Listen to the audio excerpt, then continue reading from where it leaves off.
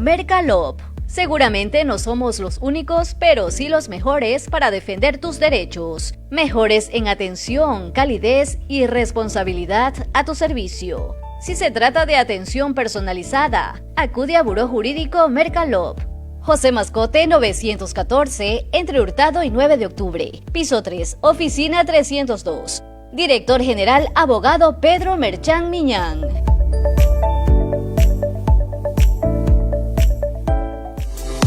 La mejor costilla de cerdo de Guayaquil está en Aladino Parrillada. Picaña, lomo fino, chuleta de cerdo, bife, pechugas de pollo, chorizos, parrilladas. Te esperamos en la ciudad de La Quisquis, Avenida Las Aguas y Costanera Esquina. Aladino Parrillada. Atendemos en el local y delivery. Los especialistas, actualidad informativa, opinión, comentarios, entrevistas. Los especialistas, credibilidad comprobada.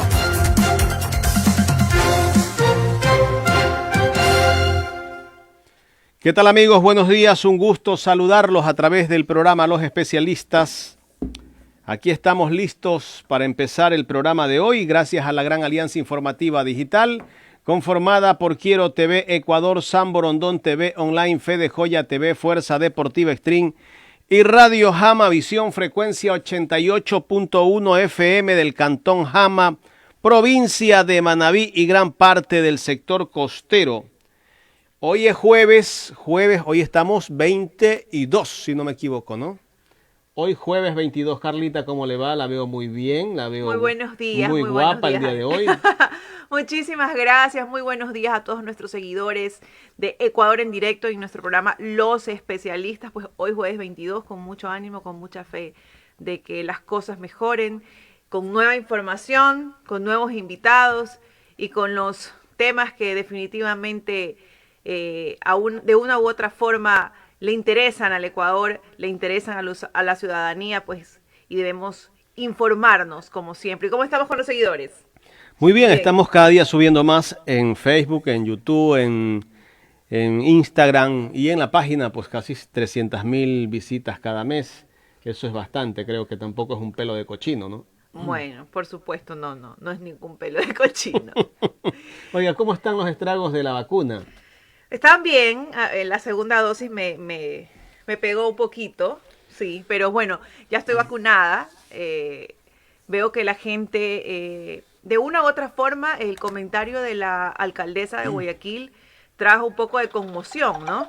Y la gente pues se ha aglomerado a vacunarse, ¿no? Que no lo hagan por el tema de que si es o no el carnet obligación, ¿no? Que lo hagan por un tema de responsabilidad social, que es súper importante. Y bueno, un poco consternada, y como siempre lo digo yo y lo repito cada vez que vengo aquí a este espacio informativo, que no hay seguridad. ¿Qué pasa con la seguridad? Imagínense, 8 muertos, ¿no? 8 muertos. De las 2 cárceles. Y se ha escapado uno. Uno se ha escapado aquí en Guayaquil. Entonces, definitivamente, ¿qué pasa con la seguridad? ¿Qué pasa con el gobierno? Por favor, a poner atención. A poner atención. Así es, yo creo que el gobierno tiene que prestarle mucha atención a este tema de la seguridad en los centros de rehabilitación social, que nadie se rehabilita en estos centros, todos lo sabemos, porque allí lo que se ve es violencia y más violencia. En todo caso, ese tema lo vamos a discutir más adelante, vamos a saludar con nuestro primer invitado. Preséntelo usted, Carlita. Bueno, tenemos al abogado Jorge Avedrabo, asambleísta por la provincia de Bolívar del Partido Social Cristiano. Abogado, muy buenos días, gracias por aceptar la invitación de Ecuador en directo, pues íbamos a abordar el tema de la consulta popular para eliminar el Consejo de Participación Ciudadana. Muy buenos días con todos ustedes. Es un privilegio poder estar aquí. Un saludo para el país, un saludo para mi hermosa provincia de Bolívar. Efectivamente, yo creo que hay temas fundamentales que hoy el país está tratando. Este tema de la consulta creo que ha causado bastante conmoción, se puede decir, o interés dentro de la población para poder realizarlo. Pero hay que decir las cosas como son. Yo creo que aquí es un tema de viabilidad del tema de la consulta. Yo creo que la modificación a la Constitución de la mano de una consulta popular realmente es la expresión democrática más directa y más dirimente que puede existir. Yo creo que es el reflejo de la que la ciudadanía quiere escuchar. Pero sí hablamos de la eliminación del Consejo de Participación Ciudadana, que siempre le hemos dicho que la bancada del Partido Social Cristiano y de manera particular creo que esta institución desnaturaliza las funciones del Estado. Entonces yo creo que siempre hemos estado en acuerdo para que se pueda eliminar esta institución, pero siempre y cuando exista, deberemos respetar la institucionalidad del mismo. Hay un dictamen, una sentencia de la Corte Constitucional al respecto, la cual es de carácter vinculante y no es impugnable. Entonces aquí yo creo que hay la vía necesaria para poder hacerlo. Ahí sería una reforma parcial establecida en el artículo 442 de la Constitución, respetando incluso los debates que pueden existir dentro de esta misma ley, que son por 90 días, que la ley lo determina, haya 2 debates, que pase por la Asamblea, que haya ese filtro también de la Corte Constitucional y posterior a un referéndum. Es lo que determinó la Corte por eliminación de este Consejo de Participación Ciudadana, que vuelvo y repito, que estamos de acuerdo con su eliminación, que desnaturaliza las funciones del Estado, que no debería haber existido, pero mientras exista, hay que respetar su institucionalidad y las decisiones que tome en este caso. Asambleísta, muy bien. Vamos a suponer que se da la consulta popular, de que se elimina el Consejo de Participación Ciudadana y estas competencias que tiene el Consejo de Participación Ciudadana, ¿a quién serían asignadas? Bueno, ahí la estructura, como se atañe a la estructura del Estado, ¿no es cierto?, de manera constitucional se debería actuar dentro de eso. En la misma consulta popular tendremos que preguntar el tema eso. Mucho se hablaba del tema de bicameralidad, mucho se hablaba del tema de reducción de asambleístas, que también tendría el mismo tratamiento, que también respetando el tema de la consulta, hay organismos constitucionales y legales que tienen que tratarse de manera efectiva, y yo creo que en este momento lo importante es poder ver la viabilidad técnica y jurídica de los mismos. Entonces, si es que nosotros restringimos el tema, ¿no es cierto?, de los derechos, obligaciones que pueden existir de esta misma institución, tendremos que también dar la solución efectiva para la misma. Ok, entonces el Pleno de la Asamblea en sí, en general, y la bancada social cristiano está de acuerdo con la consulta popular para la eliminación del Consejo de Participación Ciudadana. O sea, el bloque social cristiano está de acuerdo en que se dé esta consulta popular en este tema, pues, ¿no? Estimada Carla, hay que aclarar. Estamos de acuerdo con la eliminación. Asambleísta, algo pasó con su cámara. Asambleísta, algo pasó con su cámara. Creo que se apagó. Estamos escuchándolo, eso sí. Déjame ver si puedo solucionar un segundito. Por favor. Estamos dialogando con el asambleísta Jorge Avedravo, asambleísta por la provincia de Bolívar del Partido Social Cristiano. Estamos hablando sobre el tema de la eliminación o posible eliminación del Consejo de Participación Ciudadana. Carla. A ver, continuemos, asambleísta. No sé si hablábamos que están de acuerdo, pero... A ver, estamos de acuerdo con la eliminación del Consejo de Participación Ciudadana. Siempre hemos estado de acuerdo. No es de ahora, no es que ahora por el tema de la consulta vamos a estar, siempre se dijo. Pero la vía jurídica, que la cual tiene que tomarse, yo creo que, respetando la consulta popular, como lo digo, que es la expresión democrática más directa que puede existir, pero aquí hay una sentencia de la Corte Constitucional que es de carácter vinculante e impugnable y que hay que respetar. Aquí tenemos que respetar la Constitución y la vía para ello lo dijo la Corte Constitucional, no lo decimos nosotros como bancada, lo dice jurídicamente la Corte Constitucional. La vía para hacerlo es lo establecido en el artículo 442 de la Constitución, que es la reforma parcial. Ahí el procedimiento es claro, el procedimiento incluso manda a 2 debates dentro de la Asamblea en el transcurso de 90 días y posterior aprobación por mayoría absoluta tiene que ir a un referéndum, si no me equivoco, después de 45 días. ¿Y cómo está el tratamiento en la Asamblea de este tema?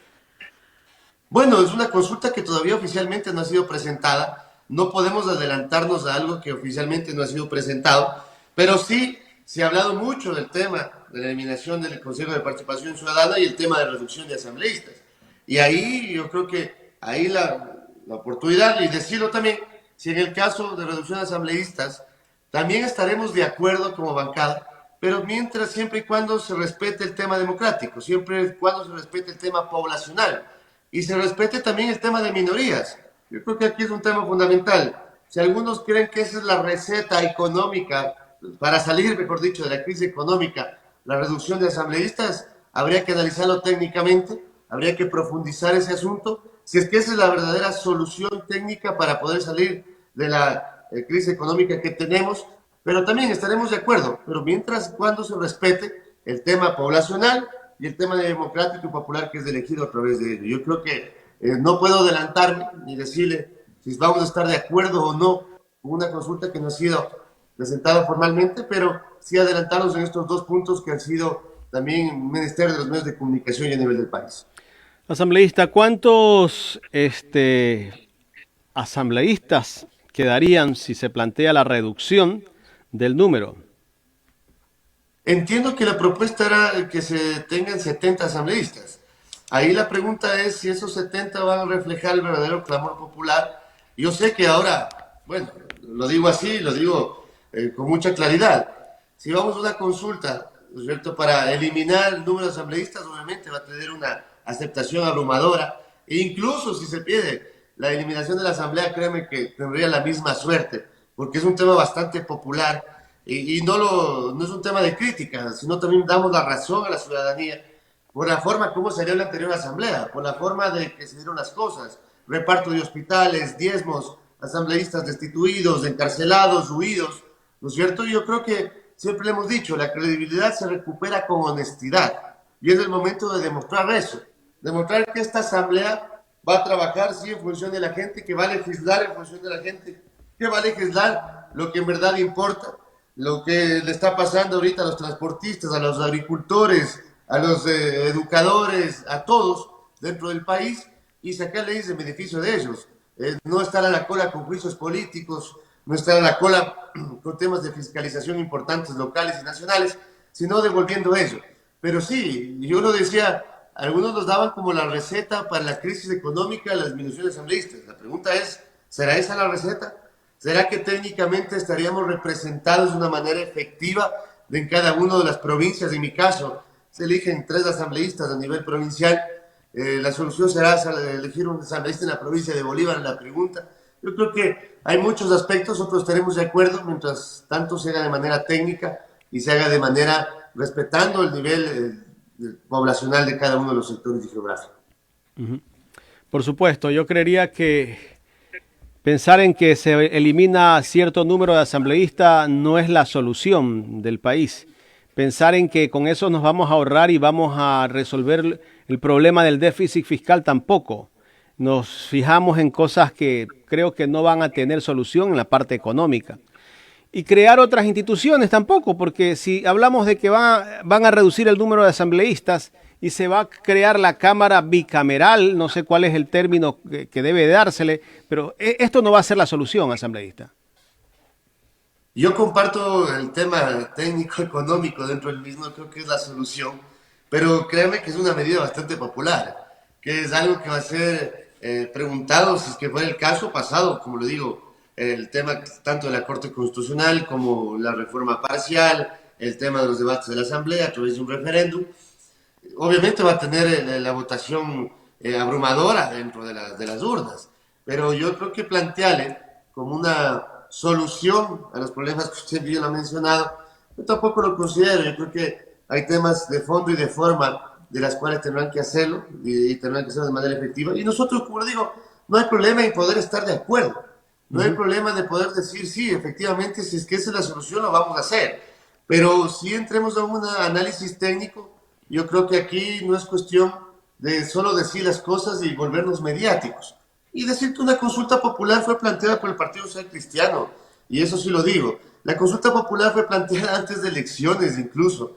Una consulta con 14 preguntas fundamentales que eran trascendentales para el desarrollo del país, y que bueno, por circunstancias políticas se podrán incluir o no, pero que nosotros hemos venido cumpliendo. Un ejemplo de eso es la sentencia de la Corte Constitucional en el tema de los GATS, en el tema de devolución del IVA, que ya no es a esta discreción de una entidad o a discreción del Ministerio de Finanzas, sino hay una sentencia también de carácter vinculante, porque no solo es cuando conviene las sentencias de la Corte Constitucional a los dictámenes, es norma y eso hay que respetar. Y al ser de carácter vinculante, ya está publicado incluso en el registro oficial y tiene que ser ejecutado en los plazos establecidos en la misma sentencia. Entonces, yo creo que aquí se va cumpliendo, a pesar de las circunstancias adversas que puedan existir. No podemos fallar a la gente, no podemos fallar al pueblo, no podemos fallar nuestra palabra que dimos en campaña y que tiene que ser reflejada en cada una de las acciones que tomen los municipios, que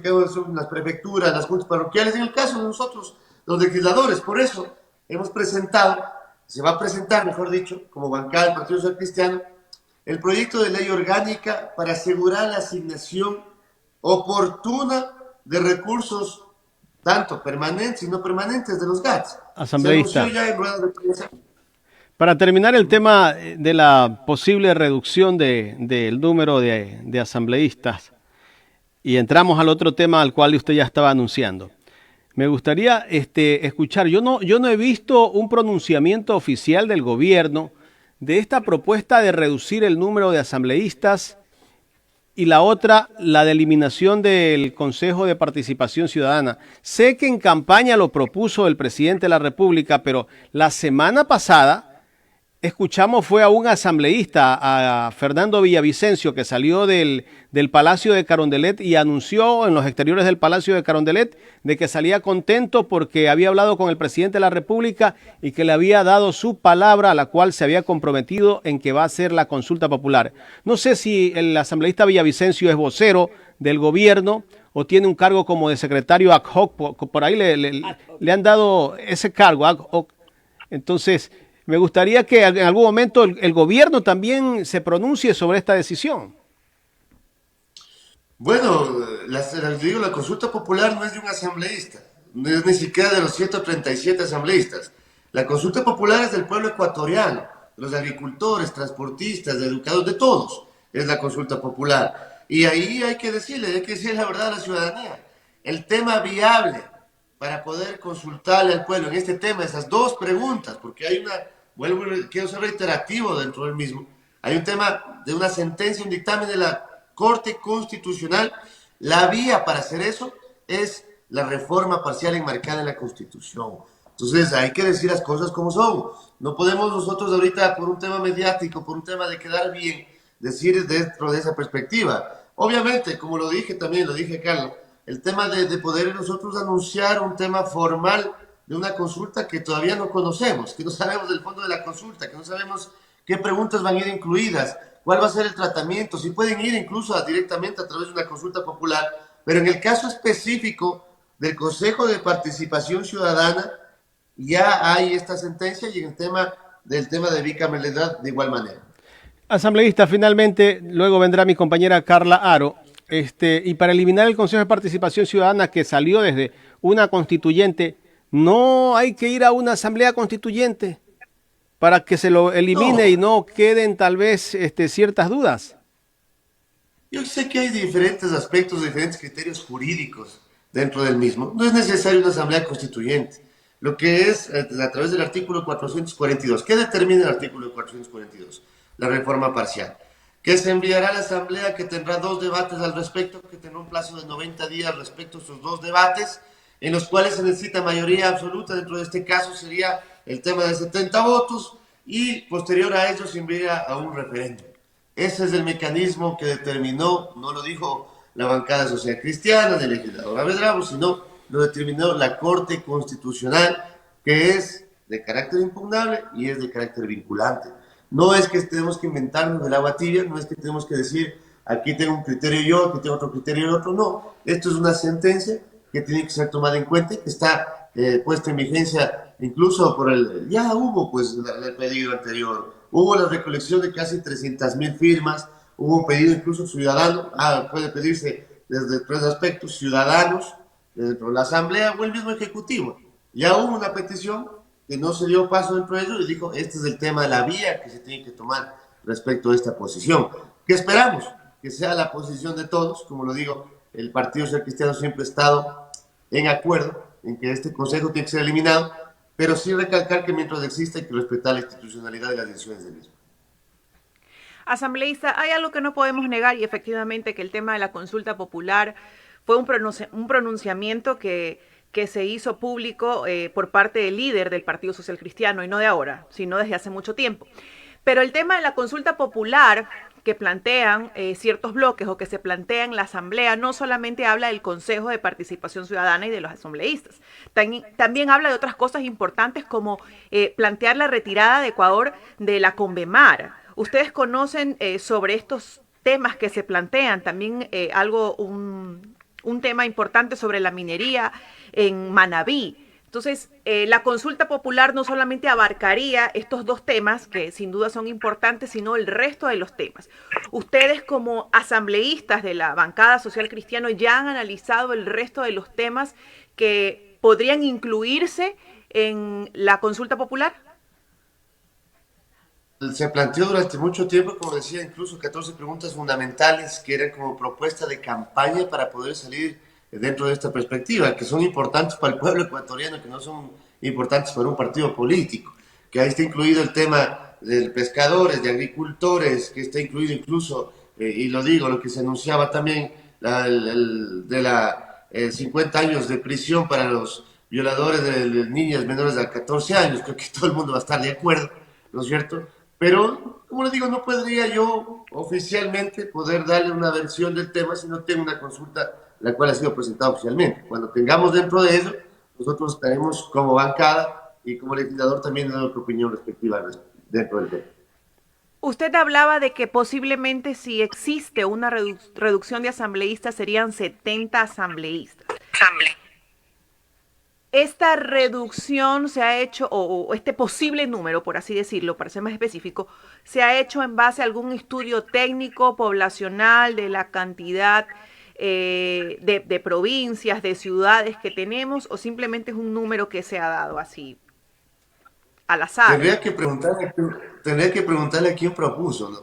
Y yo creería que no sé si sea de manera técnica, por eso le decía, si es que fue hecho de manera técnica y garantiza el clamor popular, poblacional, de las diferentes provincias, diferentes espacios, yo creería que nosotros estaríamos en acuerdo dentro de eso. Pero si es que se lanzó, como usted lo dice, un número por lanzar, o decir que fue el número ideal, de alguna manera tendrían que explicarnos por qué, ¿no? Y decir que de así mismo, ahí se tendría que estudiar y comprobar que las cosas se han hecho de manera técnica, y obviamente yo creo que no solo tendría el apoyo de la bancada del Partido Social Cristiano, sino de todas las bancadas que conforman la Asamblea Nacional. Muy bien. Correcto. Ahora sí, hablemos, asambleísta, sobre la otra propuesta que usted estaba anunciando, que justamente el Partido Social Cristiano ha presentado un proyecto de ley para que las asignaciones a los GACS lleguen puntuales, el gobierno no se quede con esos recursos y que producto de eso pues se retrasan obras. Hay un sinnúmero de problemas en cada ciudad o en cada cantón del país y en cada gobierno provincial. Bueno, es que se ha vivido a través de la experiencia. Vemos lo que ha pasado. ¿Qué pasó en el gobierno de Moreno? Hay que decirlo. En plena pandemia se priorizó el pago de la deuda externa. Y se pagó la deuda externa y se dejó de comprar medicamentos, se dejó de tener oxígeno, se dejó de priorizar lo que era más importante en ese momento, que para nosotros era la vida de los ecuatorianos. Entonces aquí vemos también que los GATS de muchos aspectos les ha tocado incluso hasta mendigar sus propios recursos. ¿Qué es lo que estamos proponiendo dentro de esta ley? Es que de la cuenta única del Tesoro se realice o se cree una nueva subcuenta de cada uno de los GATS y que se mande directamente, que no esté a discreción de los gobiernos de turno, que no esté a discreción del Ministerio de Finanzas dentro de este caso de poder asignar o no, porque esto ya es un derecho constitucionalmente adquirido, es un derecho que ya tienen los GATS, no es que se está pidiendo un nuevo derecho, no es que se pida que se suban las asignaciones a pesar de que muchas de las asignaciones fueron reducidas inconstitucionalmente también en el transcurso de la pandemia. Y que esto que refleja, como usted bien lo mencionaba, el tema de rebaja de presupuestos, el tema del no pago de salarios, el no pago a proveedores. Él separó absolutamente todas las obras a nivel local, a nivel provincial, a nivel cantonal, a nivel parroquial, y eso genera, primero, deudas y más deudas con temas de proveedores, y el tema de segundo, que la población espera obras, y mientras no haya plata no puede haber obras. Entonces, aquí yo creo que es garantizar los recursos de la gente. No estamos preguntando, no estamos pidiendo también que solo sea un tipo por colores, por números o por banderas. Yo creo que todos los movimientos, todos los partidos políticos, todas las bancadas van a estar de acuerdo que se les pague a sus prefectos, a sus alcaldes, a sus presidentes de las juntas, a sus vocales de las juntas, sus asignaciones ya que por derecho tienen que exigir. Entonces, yo creo que es un derecho ya adquirido por parte de los GATS, e incluso hay una disposición transitoria dentro de la misma ley, en la cual determina que se pongan al día con los recursos adeudados que por más de 3 meses, que tienen 3 meses incluso para ponerse al día, y que los que no acatan esta disposición, funcionarios que no acaten esta disposición, tendrán que ser sancionados incluso con el tema de destitución. Entonces, yo creo que aquí estamos garantizando lo que dicen en el artículo 5 del COTAC, que es un tema fundamental, que es el tema de autonomía económica de los GATS. Y hay que decirlo, esos recursos tienen que devolverse con obras, tienen que devolverse con servicios necesarios que faltan muchísimo en muchos cantones, en muchas parroquias y en muchas provincias del país. Asambleísta, ojalá que esa propuesta que ustedes están presentando se cumpla, porque resulta que hemos visto que aquí ha habido decisiones de cortes provinciales que han ordenado entregar recursos a las instituciones públicas. Sin embargo, el ministro, la secretaria de Estado que esté en el gobierno, pues lamentablemente a veces hace caso omiso. Eso es lo terrible, que no se respeta la ley, y yo no sé qué poder tienen estas personas para que no se las destituya. Es lo que planteamos dentro de esta ley, que nunca más se meta mano a los recursos de los GATS. Y aparte de ello, que haya las sanciones respectivas de los que se dispongan dentro de esto. Aquí lo que se pide es que se asigne automáticamente. Que el Banco Central también no tenga, eso lo decimos, no necesita la autorización por parte del Ministerio de Finanzas para poder asignar esos recursos que ya están presupuestados. Y que no esté a discreción de un ministerio, de un funcionario, como usted lo menciona, de enviar o no estos recursos, de esperar o no las provincias, las parroquias, las comunidades, los recintos. No pueden esperar. Hay obras fundamentales y necesarias que se puede hacer, y con la pandemia que nos retrasó todo, nos ha retrasado, desnudó también todo, desnudó muchas deficiencias de sistemas de salud, corrupción, algunos aspectos, pero también retrasó muchas obras y servicios que los GATS, los prefectos, los alcaldes, las juntas parroquiales los vienen haciendo, y que también, hay que decirlo, ahí tenemos ese poder de fiscalización nosotros en lo posterior para poder trabajar y ver que esos recursos hayan sido destinados de manera adecuada. Asambleísta, quiero agradecerle por haber aceptado este diálogo aquí en Ecuador en directo. Agradecerles a ustedes, siempre a las órdenes. Un abrazo para el país, para la hermosa provincia del Guayas y de mi hermosa provincia de Bolívar también. Un fuerte abrazo. Muchísimas gracias al asambleísta Jorge Avedrabo, asambleísta por la provincia de Bolívar del Partido Social Cristiano, Carlita. Bueno, un tema que tendrá que discutirse, entrará a mesa de discusión, sin duda, el tema del Consejo de Participación Ciudadana, el tema de reducción de asambleístas. Algo que yo sí estoy clara y estoy segura, y como lo dijo el asambleísta, es que el pueblo va a votar de forma abrumadora por la reducción de asambleístas. Eso está claro. La cosa es que se venda como es, que no se venda como la solución a la crisis económica, que no se venda como la solución a que el país salga a flote nuevamente, no.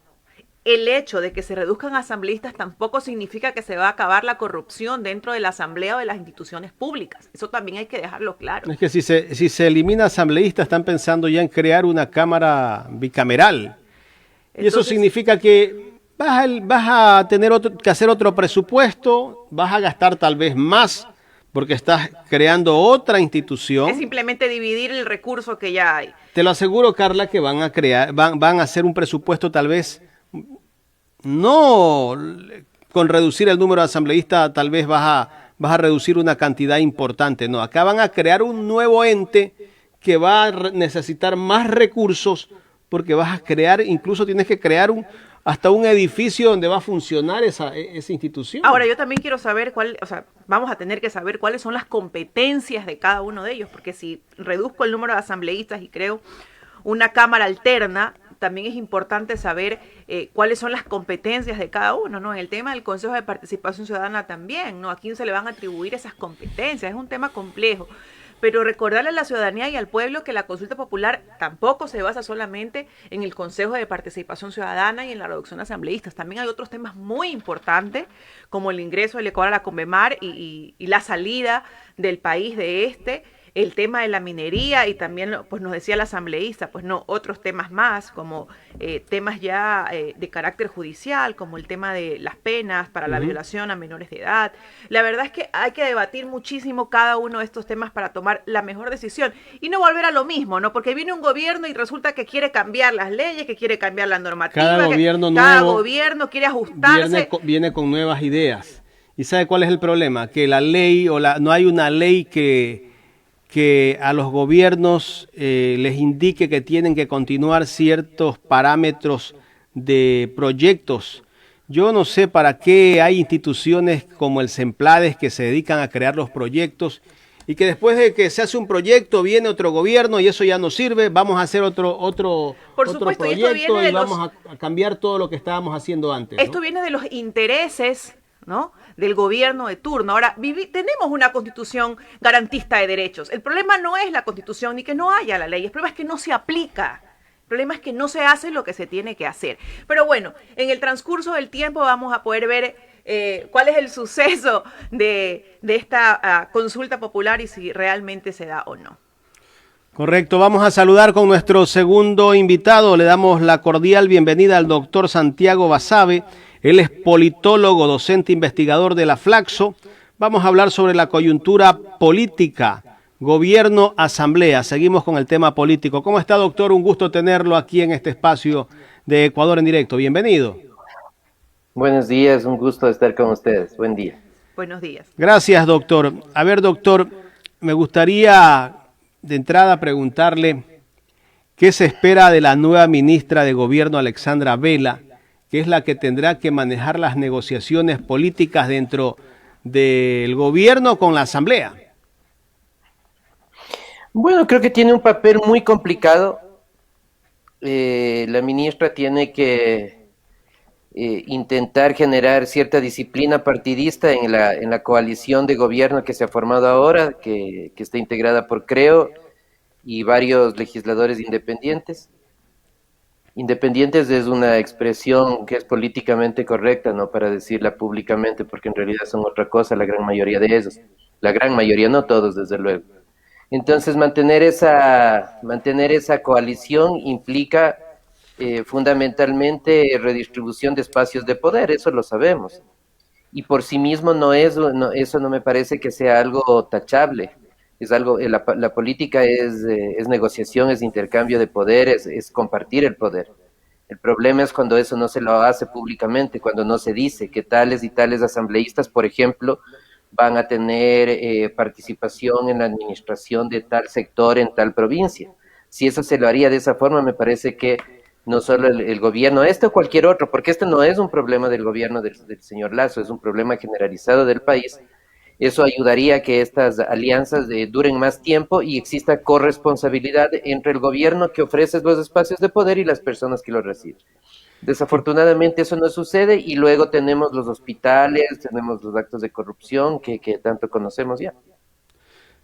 Eso le daría gobernabilidad a todo presidente, doctor, pero lamentablemente no vemos que está ocurriendo eso. Hay un bloque importante que no está dentro de la gobernabilidad que se planteó al inicio, pero que al final hemos visto cómo está funcionando, ¿no? Los independientes, por un lado, que se alinean al gobierno, hay otro movimiento como Pachacuti, que de a poco se está quedando con menos asambleístas cada vez.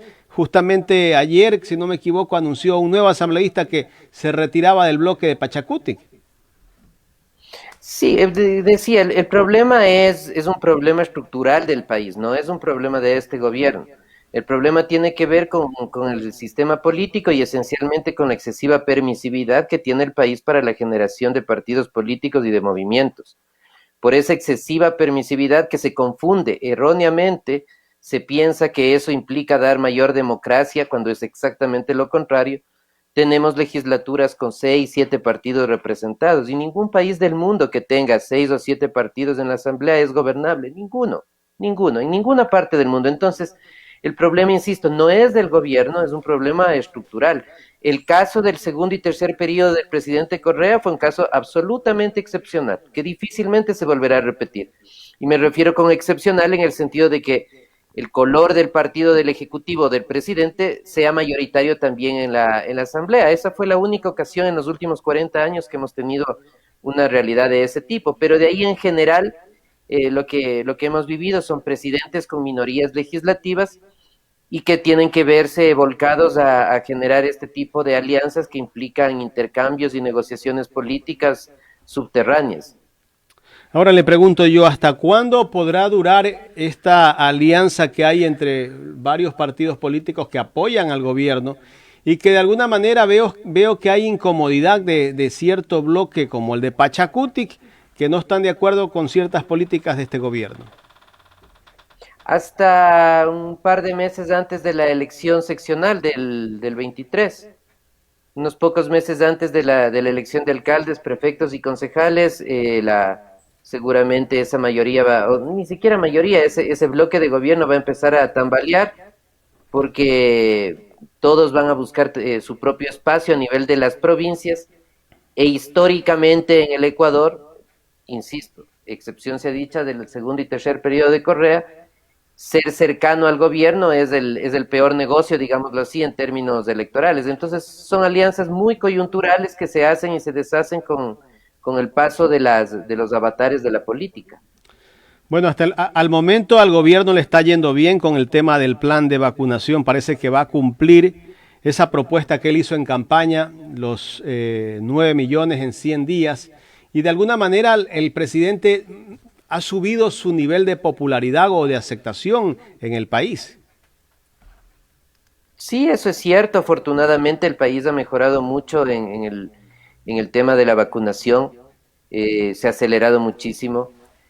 Hay que tener presente otra cosa, ¿no? Hacer las cosas peor que el gobierno del señor Moreno es prácticamente imposible. Es prácticamente imposible. Un gobierno más desastroso que ese, yo creo que el país va a tener que pasar muchas décadas o centurias y ojalá nunca más para tener algo peor o más mediocre que ese gobierno. Pero independientemente de eso, yo creo que ha hecho un gran trabajo la ministra fundamentalmente. Yo creo que la buena parte de esta gestión se debe a la ministra y ojalá el país pueda estar vacunado lo más pronto posible porque la rehabilitación económica y la mayor tranquilidad política dependen fundamentalmente de eso. Lo bueno también es que le están llegando las vacunas al gobierno. De lo contrario, tampoco iba a poder completar el número de lo que había propuesto. Sí, desde luego, pero esa es una gestión del gobierno también. Yo creo que ahí, insisto, ha habido un trabajo importante desde el presidente, por supuesto, pero sobre todo de la ministra de Salud y del canciller, que han sido las dos personas, los dos ministros me refiero, que han manejado la parte más técnica y la parte diplomática que implica la negociación para la adquisición de las vacunas en unos casos y para la donación en otros. Doctor, en este panel me acompaña la máster Carla Aro, que también tiene inquietudes para usted. Doctor, muy buenos días. Gracias por aceptar la invitación en Ecuador en directo. Bueno, la vacunación está sin duda siendo un éxito y tiene gran aceptación, pero hay otros problemas también que tiene el gobierno, como la inseguridad, como el déficit que tiene el IES y todos estos temas. ¿Qué debería hacer el gobierno? ¿Cómo debería actuar para poder mantenerse en ese nivel de aceptación que hasta ahora, a pesar de que todavía no cumple sus 100 días, tiene? Bueno, son muchos temas efectivamente que este gobierno va a tener que resolver y que seguramente los 4 años no le van a alcanzar. El tema de la seguridad interna, mencionabas tú, es un tema fundamental que no se lo resuelve en el corto plazo, sino con una política de Estado que lamentablemente el país no tiene. En general, a lo que acudimos es a políticas de parche, ¿no? A políticas muy coyunturales, que en general son poco analizadas desde la perspectiva técnica, pero que suenan bien a la población, que se escuchan bien a la población.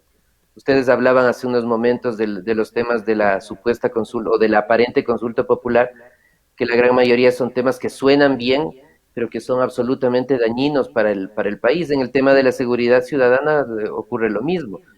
Si queremos cuestiones inmediatas, la una es armar a la población, la otra es aumentar el número de penas, aumentar el número de policías, pero son cuestiones que, si bien pueden ayudar en alguna medida, no resuelven el problema de fondo. Y el problema de fondo tiene que ver con el empleo, con la ausencia de necesidades básicas o de satisfacción de necesidades básicas en el país.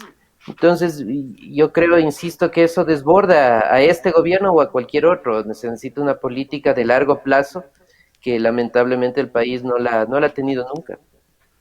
Una política de largo plazo. Entonces, sin duda el partido, creo, llegó y quiere quedarse. ¿Usted considera, en virtud de que ya vemos que algunos asambleístas de distintas bancadas han decidido bajarse de un equipo para irse al equipo ganador, usted considera que en las seccionales que ya se vienen, que están haciendo un proceso de estudio, de pre-campaña en las diferentes ciudades, usted considera que va a tener aceptación y podrá lograr de pronto algunos alcaldes en las diferentes ciudades?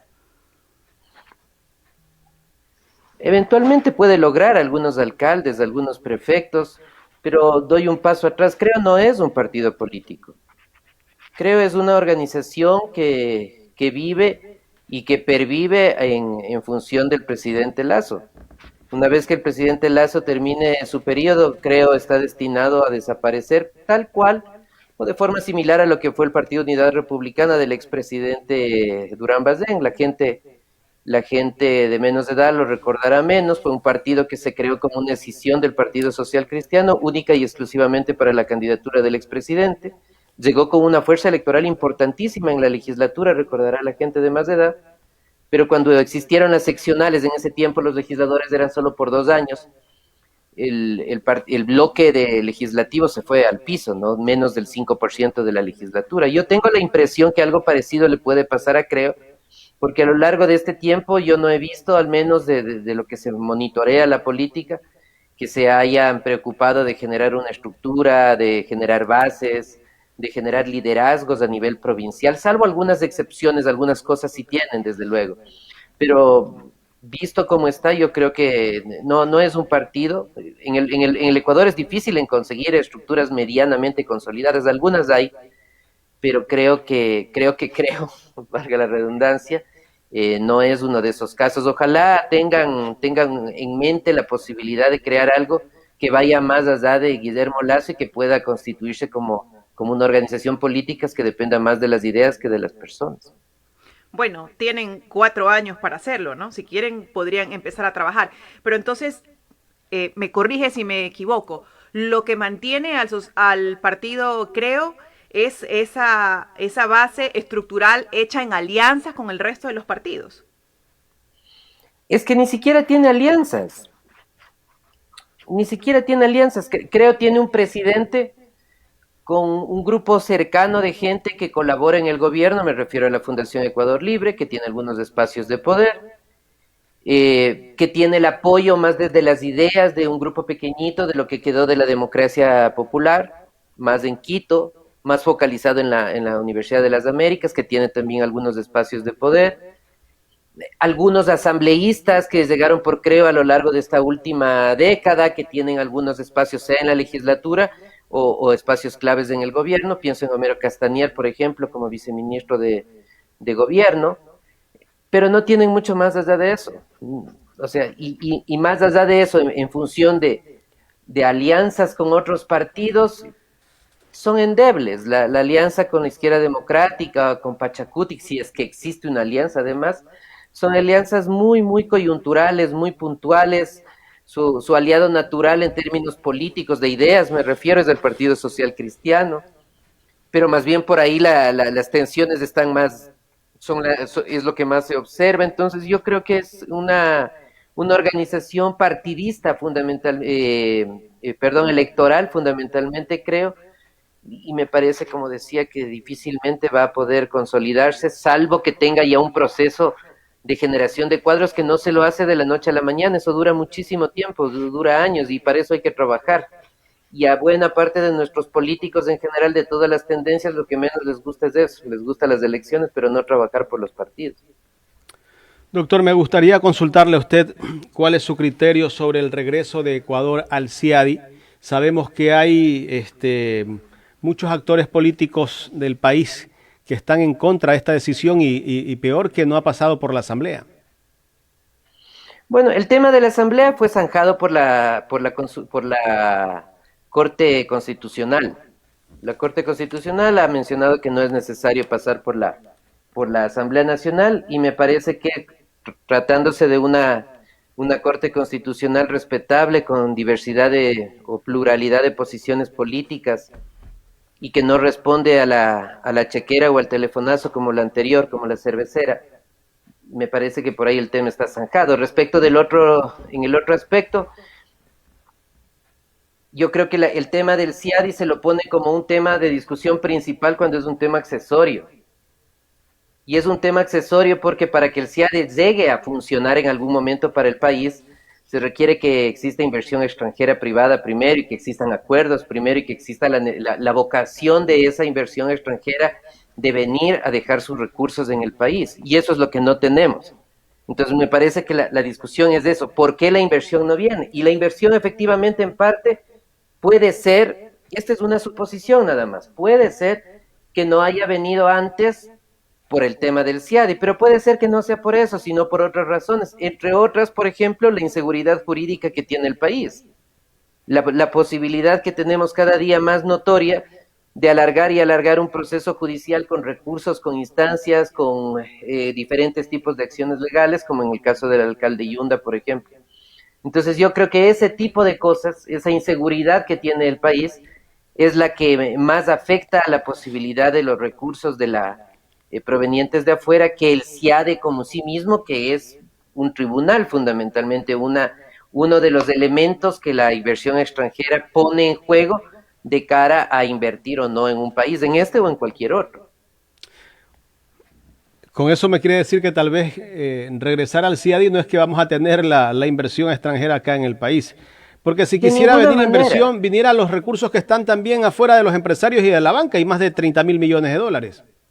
De ninguna manera, es decir, el hecho que yo haya vuelto al CIADE no quiere decir que los recursos empiezan a llegar, no, de ninguna manera. Lo único que implica volver al CIADI es que un sector importante de la inversión extranjera que requiere el CIADI de cara a colocar los recursos, observa al país como un potencial espacio, nada más. Pero el Ecuador puede estar en el CIADI ahora y 1000 años más. Pero si tiene inestabilidad política y inestabilidad económica, la inversión no va a venir. Entonces, ese no es el mecanismo de acceso, sino simplemente una condición. Pero bueno, nos han vendido esa idea. Bueno, cada político quiere vender las ideas que quiere. El tema es que el papel de los ciudadanos, y ese yo creo que es el gran trabajo desde los medios de comunicación, también desde la opinión ciudadana, es ser más críticos para, como dicen en Colombia, no comernos entero lo que nos dicen los políticos para engañarnos fundamentalmente. Pasando ya a otro tema, ya en una de las últimas preguntas, doctor. El triunfo de Leonidas Issa en la CONAIE, ¿hasta qué punto influye dentro de la política nacional? Yo creo que influye y tiene un papel importante. El Ecuador tiene 4 organizaciones políticas medianamente estructuradas, esto vinculando a lo que preguntaba Carla. El uno es el Partido Social Cristiano, que algo tiene de estructura, algo. La Izquierda Democrática, que algo intenta hacer. Fuerza Compromiso Social, que me parece que es la que más se ha cohesionado en este tiempo, el partido del expresidente Correa. Y Pachacutic, evidentemente. Y Pachacutic tiene además la ventaja que es una organización que tiene una visión de la política y de la economía con variaciones dentro de Pachacutic, lo cual es normal, lo cual habla de un proceso interno de democracia, y con una capacidad de movilización social enorme, de movilización en las calles, del otro espacio, gran espacio donde se hace la política. Entonces, bajo esa perspectiva general, el hecho de que el señor Issa esté en la conducción y tenga una posición mucho más radical, por decirlo de alguna manera, que los otros, que las otras visiones de Conaya, va a ser fundamental y seguramente va a generar una influencia, tal vez no en todo el bloque de Pachacutic, pero sí en un sector que puede ser más afín a su línea político-ideológica. Entonces, es importante, los indígenas son importantes en el país. Esto que digo es como una cosa obvia, ¿no? Pero hay muchos sectores políticos que no entienden esto, que los indígenas son fundamentales dentro de la política nacional y que los indígenas también son ecuatorianos. Hay mucha gente que no entiende esto.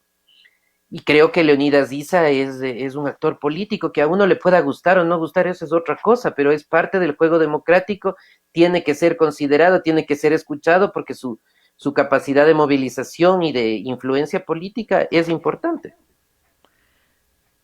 Doctor, bueno, para finalizar, si bien es cierto, Pachacutic ha tomado como organización una gran importancia y espacio dentro de la política, pero también tiene a asambleístas que de pronto dan mucho que decir con sus comentarios, así como la asambleísta Rosa Cerda, que dijo que si van a robar, roben bien, que justifiquen. Eso de una u otra manera hace que el pueblo pierda esa credibilidad que le tiene a Pachacutic por la defensa de los derechos de los ciudadanos, porque siempre los hemos visto defendiendo en las calles, luchando, y no solamente por los intereses de su movimiento, ¿no?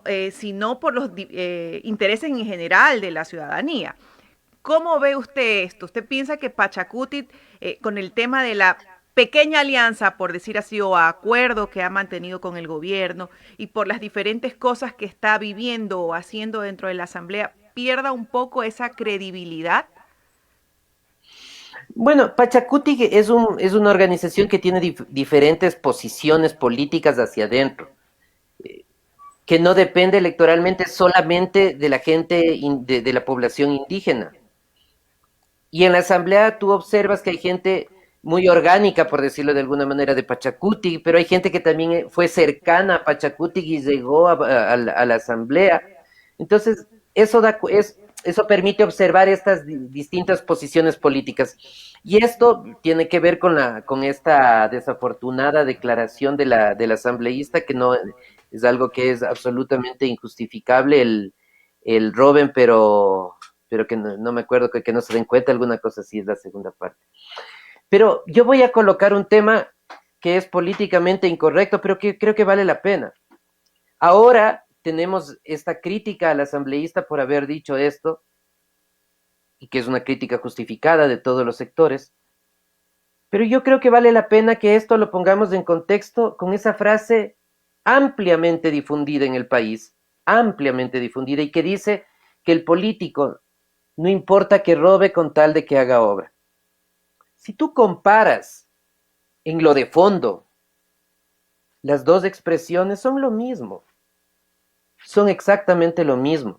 Lo que dice el asambleísta y lo que decimos, tenemos, como se decía, tenemos carreteras, no importa que hayan robado, pero tenemos carreteras, o en términos generales, no importa que robe el alcalde, el prefecto, pero que haga obras, y lo que dice el asambleísta es lo mismo, y nos lleva a una discusión que es bastante más profunda, bastante más de fondo, y es que este es un país desafortunadamente que está corroído por la corrupción a todos los niveles, y los ciudadanos la observamos como algo normal, como una parte accesoria de algo que eventualmente me puede llegar en calidad de política pública. La política pública, la obra en general no es importante para mí, independientemente de que de por medio exista corrupción, y eso me parece que es un tema muy, muy grave, y que habla de una sociedad que en términos de valores éticos está muy, muy descompuesta.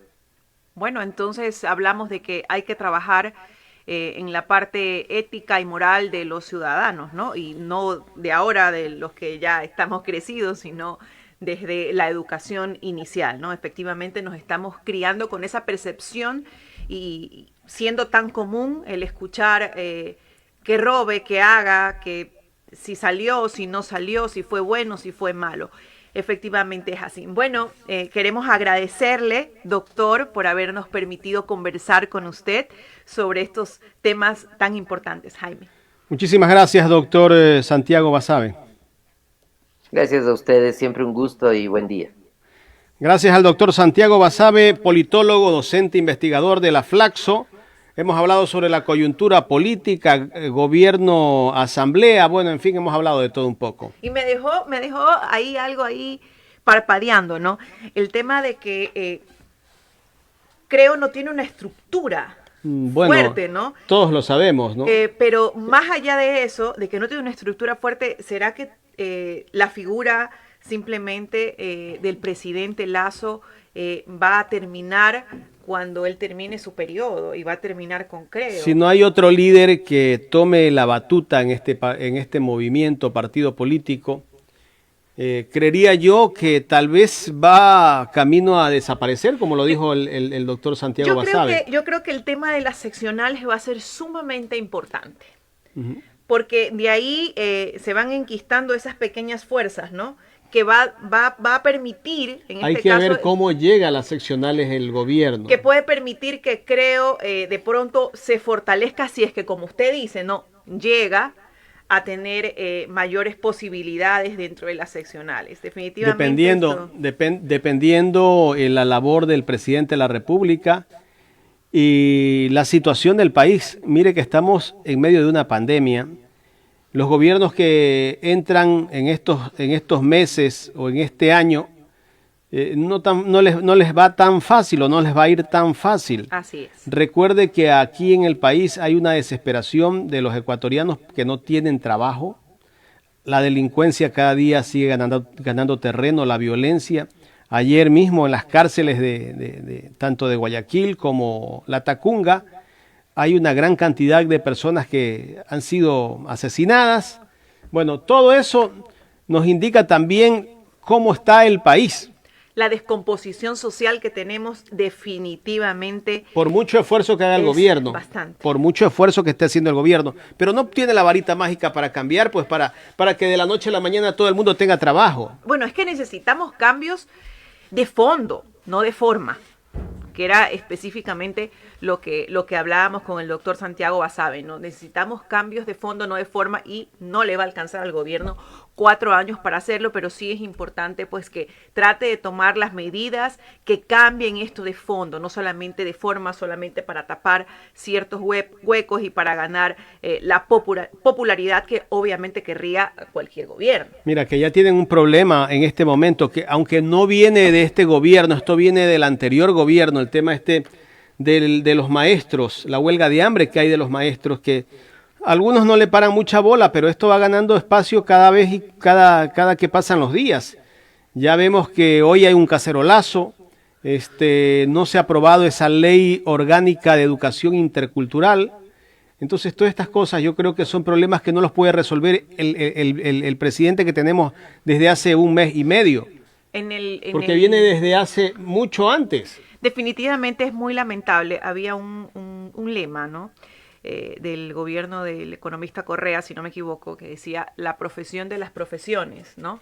El ser maestro, el ser docente, sea de educación inicial, básica, secundaria, universitaria, definitivamente es lo que hace que a largo tiempo tengamos ciudadanos dignos, tengamos profesionales de calidad, y es lo que va a hacer que este país salga adelante. Entonces, empecemos por ahí, ¿no? Una remuneración justa, una remuneración digna que piden los maestros, que definitivamente tienen un sueldo y han mantenido un sueldo no indicado para la profesión que ellos tienen, para ese día a día, para esa educación, para esa enseñanza, y no solamente a nivel académico, sino a nivel ético, a nivel moral, porque el maestro también educa a nivel moral. Ayer escuchaba a una dirigente de los profesores que decía que si un policía gana más de $1,000, ¿por qué un maestro no puede ganar $1,000, que es quien educa al hijo del policía, del militar, de todas las personas que luego llegan a ser profesionales? Y que de una u otra forma va a evitar, ¿no? Yo comparto esa posición de esa dirigente de la Unión Nacional de Educadores, porque en realidad un maestro dedica todo su tiempo a educar a los niños, a los jóvenes, a los futuros profesionales del país. Gracias a los maestros todos estamos acá. Bueno, en fin, yo creo que el Estado debe prestarle atención, y creería yo que la Corte Constitucional debe rever esa decisión que tomó de mandar al archivo esa ley y deberían de aprobarla. Buscar una solución, plantear una solución. Yo no entiendo por qué la Asamblea Nacional, la Asamblea Nacional aprobó una ley de educación intercultural, pero que después dicen no hay presupuesto. ¿Cómo que no hay presupuesto? Si cuando se aprueba una ley tienes que ir al Ministerio de Finanzas, el ministro de Finanzas sentarse con los asambleístas y decir sí o no hay el presupuesto. Obviamente, ¿no? ¿Qué partida presupuestaria voy a usar? ¿Cómo vas a aprobar una ley y después vas a decir que no hay presupuesto? Me parece que hemos estado con unos asambleístas mediocres, pues. La asamblea anterior, digo yo, no la que entró hace poco, porque aprueban una ley y no tienen pues un gobierno anterior fue o el gobierno anterior. Vamos al corte, luego del corte estaremos conversando con el ingeniero Marco López. Él es delegado del Ejecutivo ante la Junta de Política y Regulación Monetaria. Vamos a hablar sobre el avance del proceso de depuración de historial crediticio. Ya regresamos.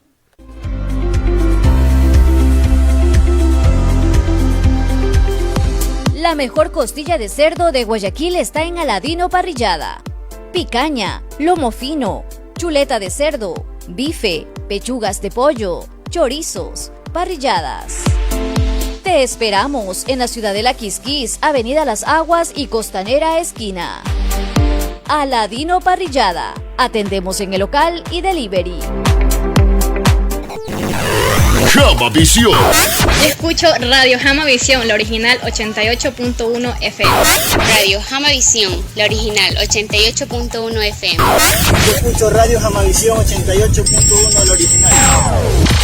Jama Visión 88.1 FM, la original. Buró Jurídico Mercalop. Seguramente no somos los únicos, pero sí los mejores para defender tus derechos. Mejores en atención, calidez y responsabilidad a tu servicio. Si se trata de atención personalizada, acude a Buró Jurídico Mercalop. José Mascote 914, entre Hurtado y 9 de octubre. Piso 3, oficina 302. Director General Abogado Pedro Merchán Miñán.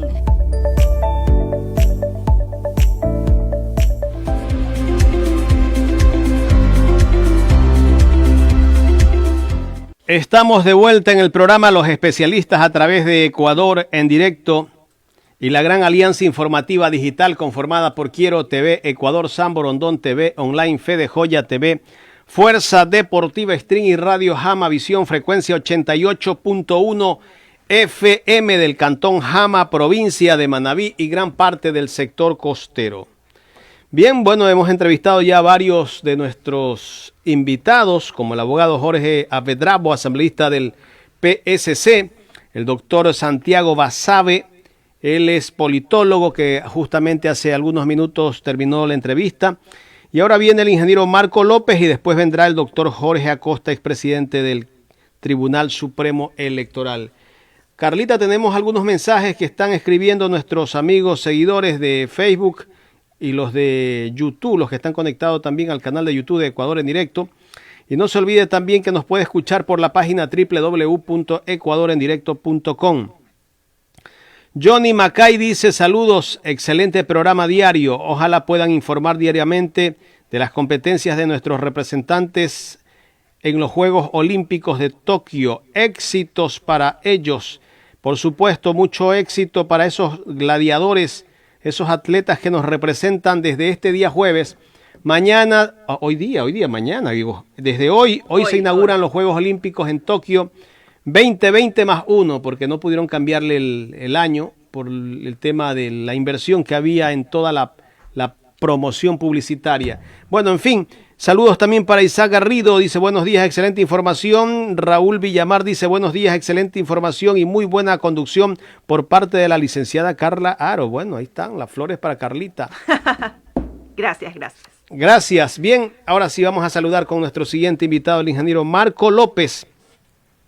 Él es delegado del Ejecutivo ante la Junta de Política y Regulación Monetaria. ¿Cómo está, ingeniero Marco López? Marco López, un gusto tenerlo acá en Ecuador en directo. Bienvenido. Muy buenos días, muchísimas gracias por la invitación y a las órdenes para cualquier inquietud. Gracias a usted, ingeniero. A ver, ingeniero, ¿cómo está el avance de la depuración del historial crediticio hasta el momento de las personas que debían menos o debían los $1,000? Bien, los buró de crédito, normalmente las personas lo conocen como la central de riesgo. A partir de la emisión del decreto, esto fue el 24 de mayo, tienen 60 días laborables para ajustar todos sus sistemas y poder borrar el historial crediticio negativo que tengan las personas, porque son solo personas naturales, no personas jurídicas.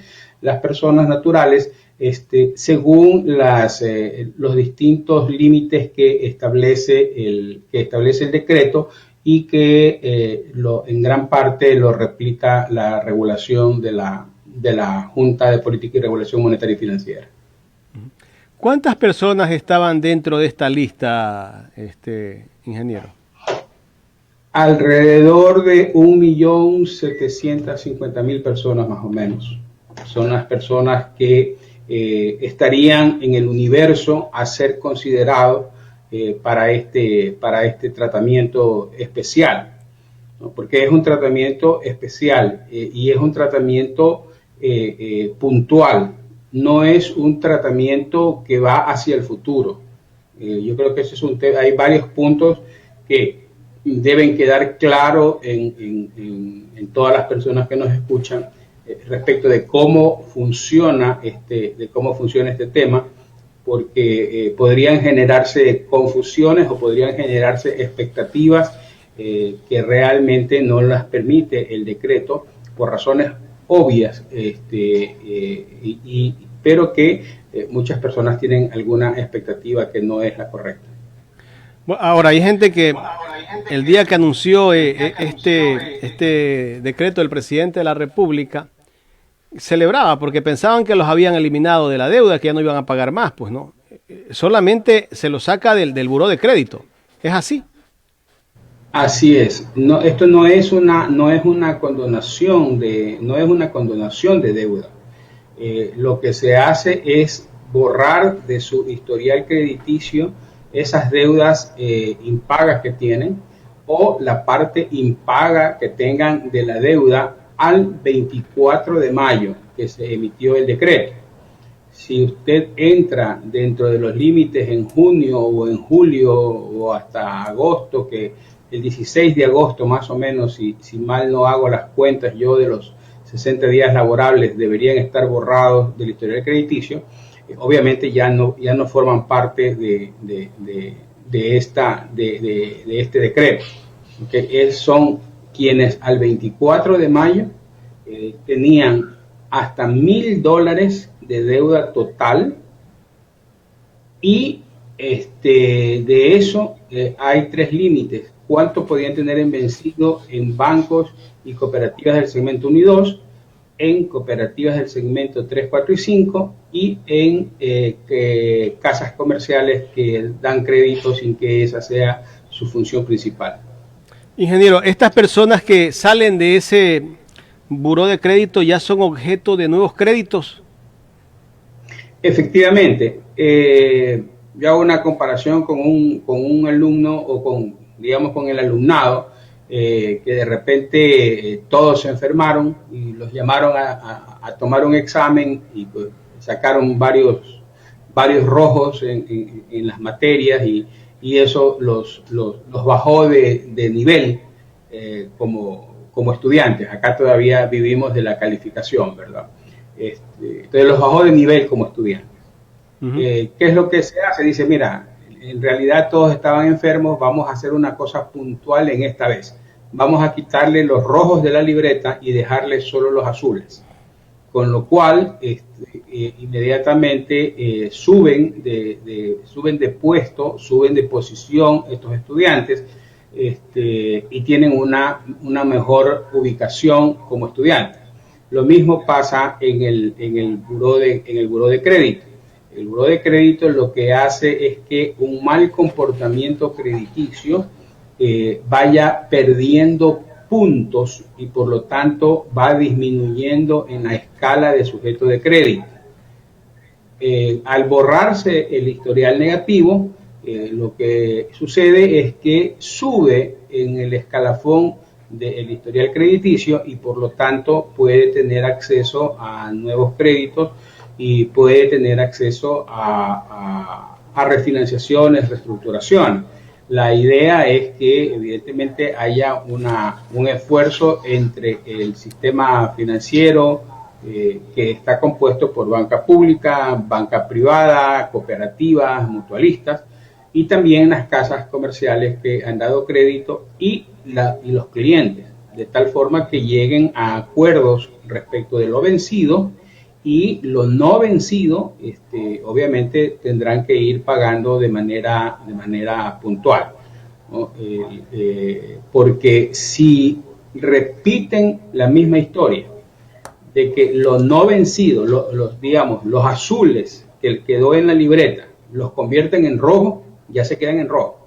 Entonces, el cliente que teniendo una cartera ya saneada, digamos, teniendo ya su historial crediticio saneado, vuelve a caer en vencido, volverá a entrar al buró de crédito, mejor dicho, la información siempre está entrando.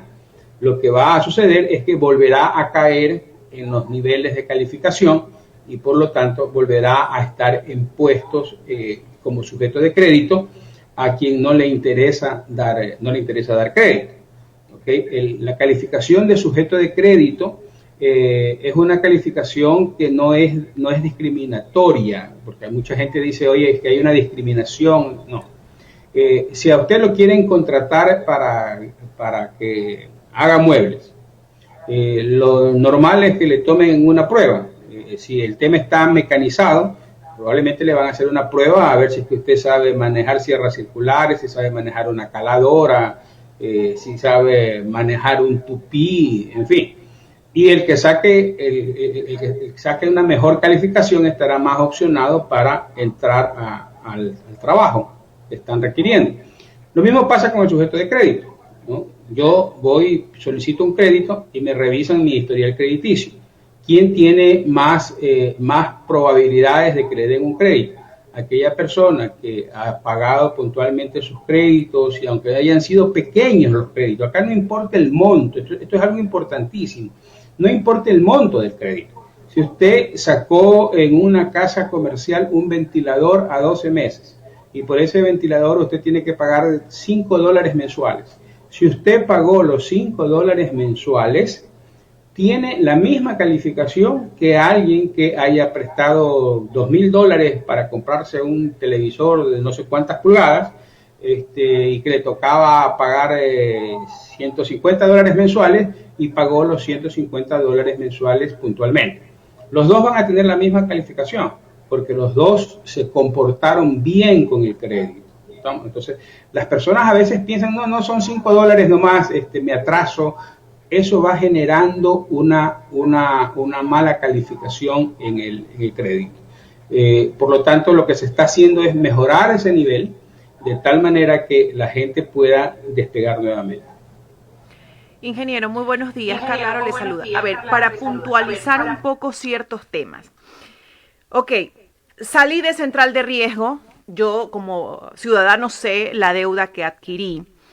Pero, ¿qué pasa como casa comercial desde el otro punto de vista si esa persona no se acerca a cancelar esa deuda? Porque vamos a suponer que yo digo, ya no estoy en central de riesgo, no quiero más deuda, no voy a pedir ningún crédito. Pero en este caso es pérdida para la casa comercial o la entidad financiera que me haya prestado o facilitado X cantidad. ¿Cómo va a ser esa entidad para recuperar?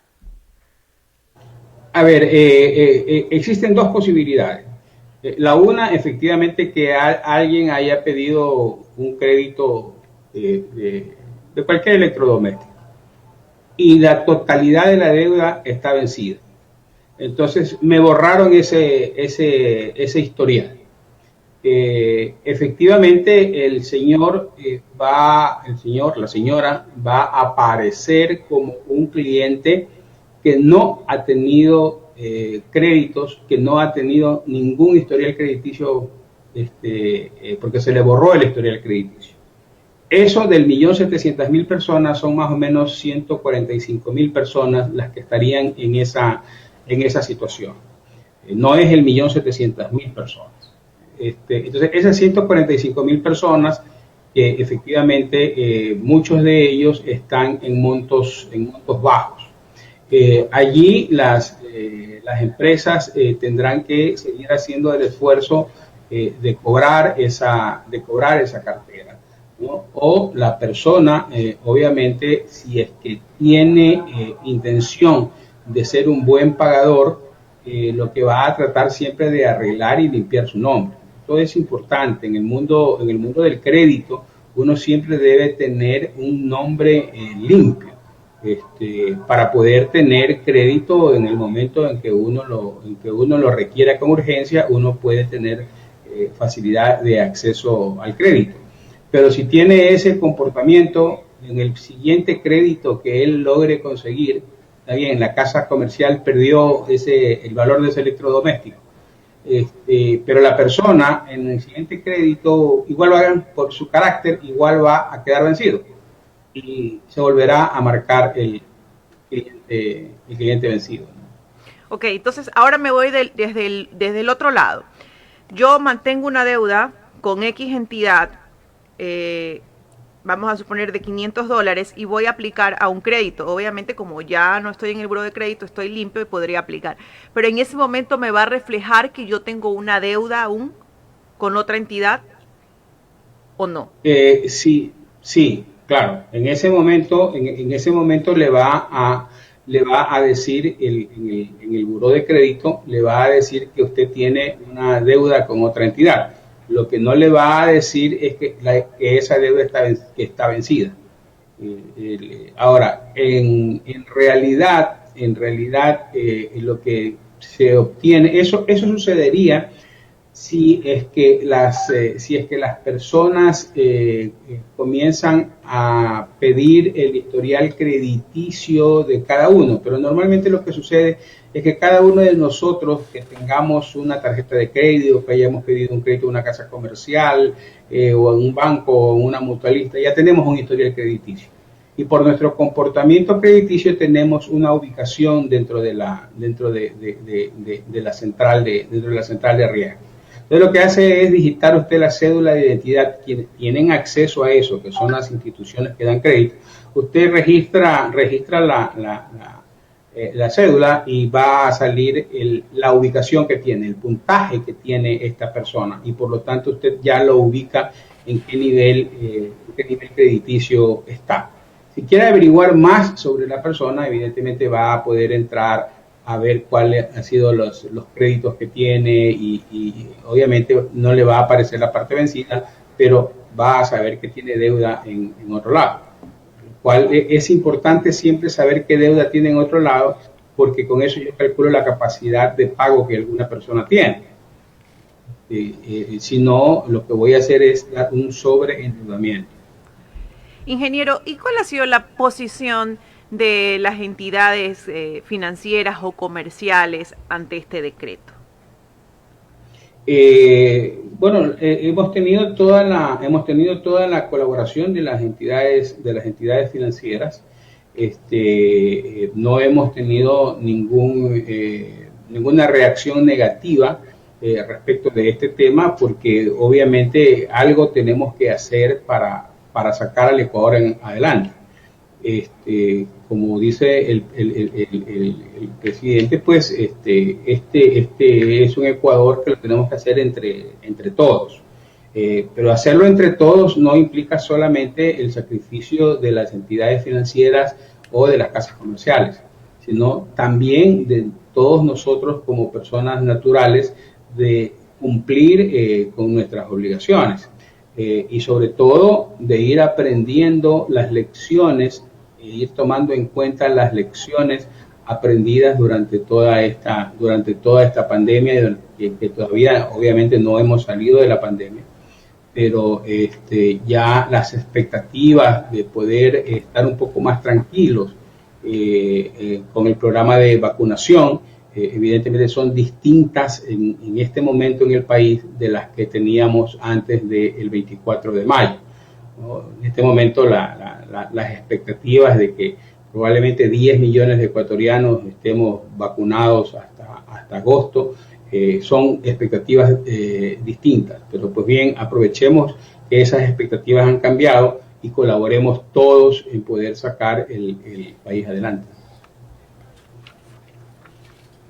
Ingeniero, quiero agradecerle por haber aceptado este diálogo aquí en Ecuador en Directo. Muchísimas gracias. No, gracias a ustedes y en cualquier oportunidad completamente a las órdenes. Gracias al ingeniero Marco López, delegado del Ejecutivo ante la Junta de Política y Regulación Monetaria.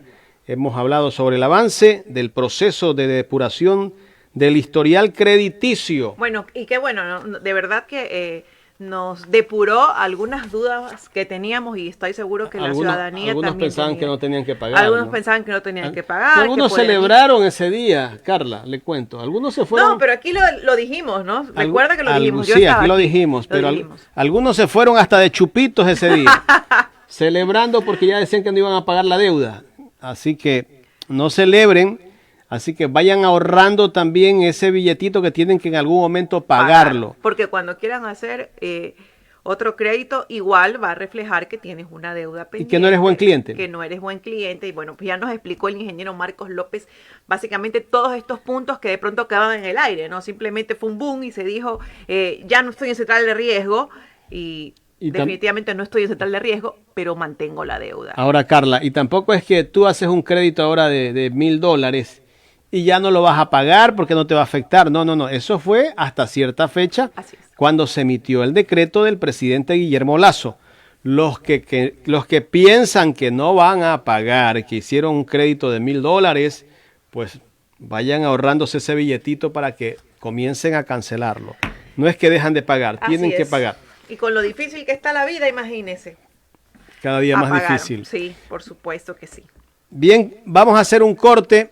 Luego del corte vamos a conversar con el doctor Jorge Acosta, expresidente del Tribunal Supremo Electoral. Con él vamos a hablar sobre el nuevo reglamento para el concurso de la selección de Contralor General del Estado, que justamente fue aprobado por el Consejo de Participación Ciudadana y Control Social este fin de semana.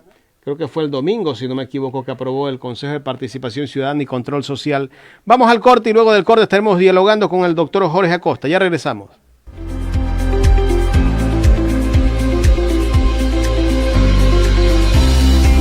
Buró Jurídico Mercalop. Seguramente no somos los únicos, pero sí los mejores para defender tus derechos. Mejores en atención, calidez y responsabilidad a tu servicio. Si se trata de atención personalizada, acude a Buró Jurídico Mercalop.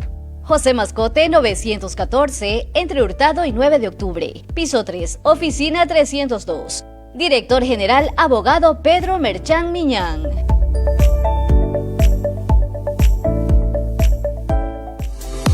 La mejor costilla de cerdo de Guayaquil está en Aladino Parrillada.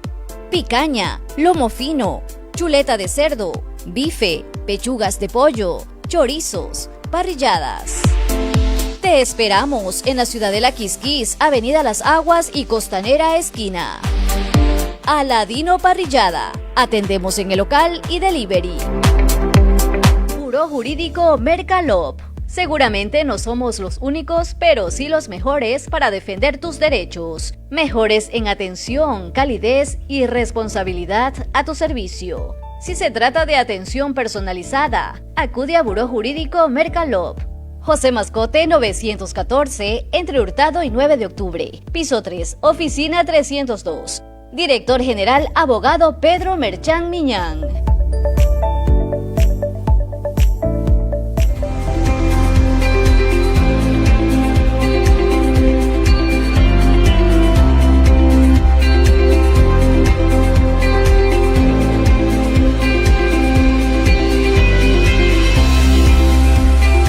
Estamos de vuelta en el programa Los Especialistas a través de Ecuador en directo y la gran alianza informativa digital conformada por Quiero TV Ecuador, San Borondón TV Online, Fede Joya TV, Fuerza Deportiva Stream y Radio Jama Visión, frecuencia 88.1 FM del Cantón Jama, provincia de Manabí y gran parte del sector costero. Saludos a todos los manabitas y las manabitas que están conectadas a esta hora de la mañana viendo este programa y escuchándolo también por la radio. Saludos a los manabitas. Por supuesto, y la gente que también está escuchándonos por la página www.ecuadorendirecto.com.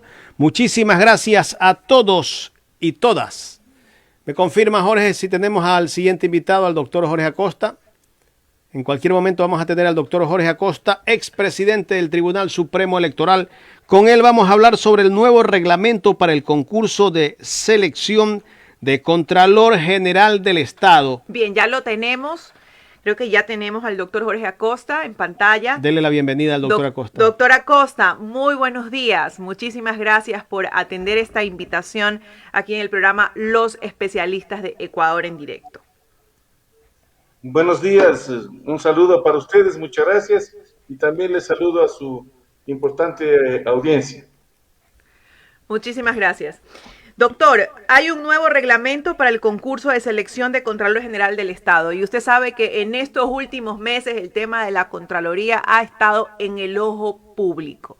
Este reglamento para el concurso de selección abarca toda esa disyuntiva y todos esos vacíos que había con respecto a la selección del Contralor.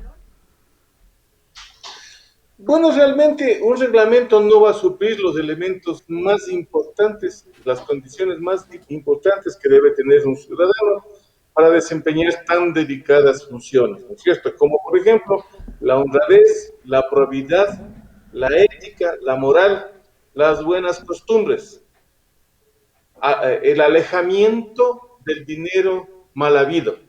Eso no reemplazará nunca un reglamento. Al reglamento del cual estamos hablando, yo veo que repite los requisitos y el modus operandi de otros reglamentos, de otras elecciones.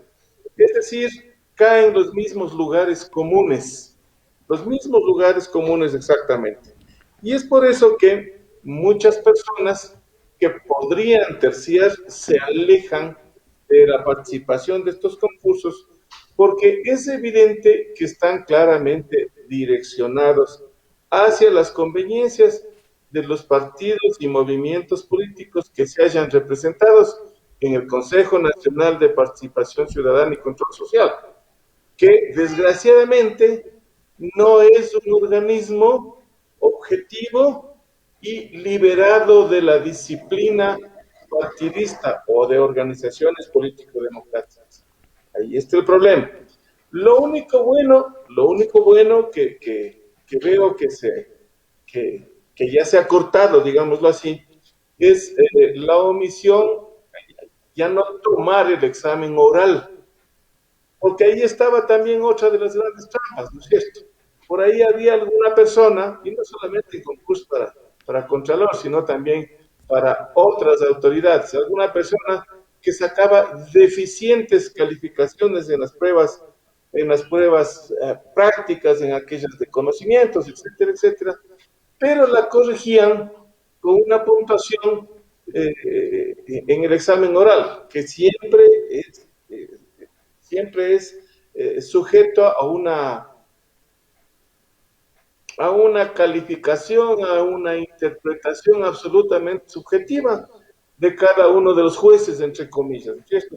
Ahí les elevaban todos los puntos que usted quiera para que logren superar a otros mejor puntuados que ellos, en cuanto, repito, a conocimientos y a habilidades que se expresan por escrito. O sea que usted considera que no es importante, de hecho, el examen oral, pero ¿cómo podemos evaluar la capacidad de desenvolvimiento del Contralor, que efectivamente tiene que tenerla? No se olvide que el Contralor es un funcionario técnico, no debe ser un político que esté dando declaraciones y haciendo análisis frente a la sociedad. Eso ya lo hará cada año cuando corresponda rendir sus informes. Lo que nos interesa es que haga un examen crítico, pero técnico, no demagógico, de la contratación pública. Eso es lo importante, que conozca lo suficiente como para hacerlo de esa manera, objetivamente, sin caer en ninguna clase de tentaciones.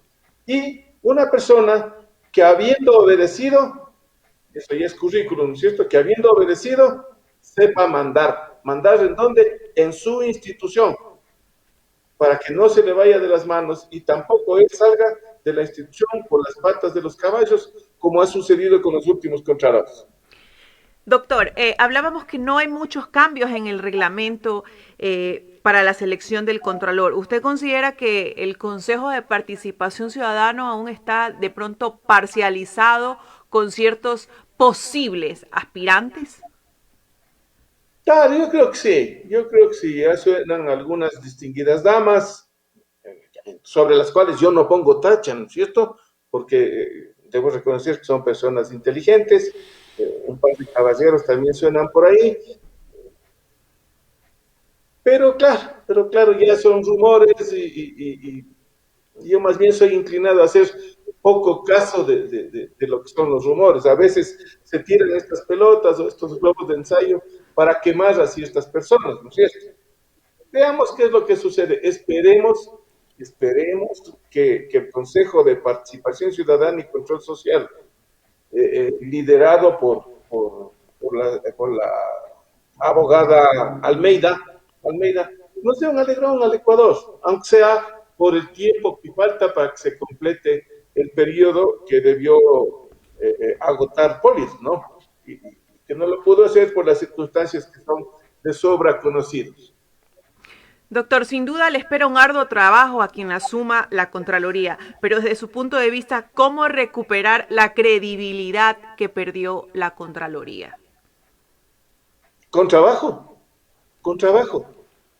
Sin regalar los exámenes especiales, las auditorías, poniendo a gente competente y asimismo moralmente competente en cada una de las delegaciones provinciales, que puedan controlar a todos los equipos, que no los regale glosas.